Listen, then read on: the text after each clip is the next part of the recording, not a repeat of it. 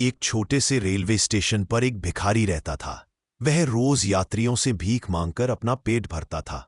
उसका जीवन बहुत साधारण था और वह सोचता था कि कभी भी अमीर नहीं बन पाएगा। एक दिन स्टेशन पर एक लंबा सूट बूट पहना व्यक्ति आया।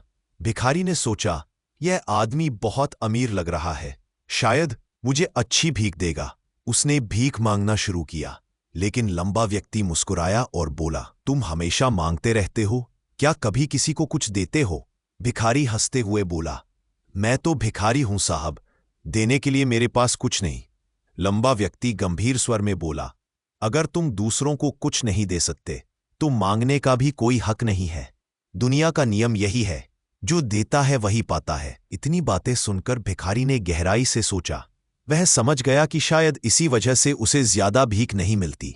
अगले 2 दिन भिखारी बहुत सोचता रहा कि क्या दिया जा सकता है। उसे स्टेशन के पास खिले फूल नजर आए। उसने सोचा, क्यों ना यात्रियों को भीख के बदले कुछ फूल दे दूं।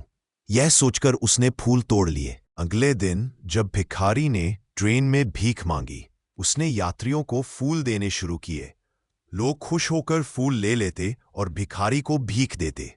कुछ ही दिनों में भिखारी ने देखा कि अब उसे पहले से ज्यादा लोग भीख देने लगे। समय बीतता गया।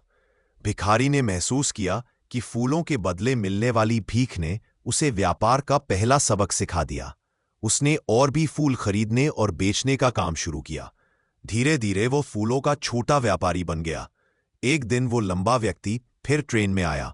भिखारी ने उसे भीख मांगी और बदले में फूल दे दी। लंबा व्यक्ति मुस्कुराया और बोला, वाह, अब तुम भी मेरी तरह एक व्यापारी बन गए हो। दुनिया का नियम, जो देता है वही पाता है, तुमने समझ लिया। यही जीवन में सफलता का सूत्र है। भिखारी अब खुश था। उसने अपनी सोच बदल दी थी। पहले वो खुद को छोटा समझता था, लेकिन अब उसने देखा कि सफलता उसकी सोच में छिपी थी। कहानी का संदेश साफ है, जो अपनी सोच बदल लेता है वही जीवन में बड़ा बनता है। दूसरों को देने का साहस रखने वाला कभी खाली हाथ नहीं रहता।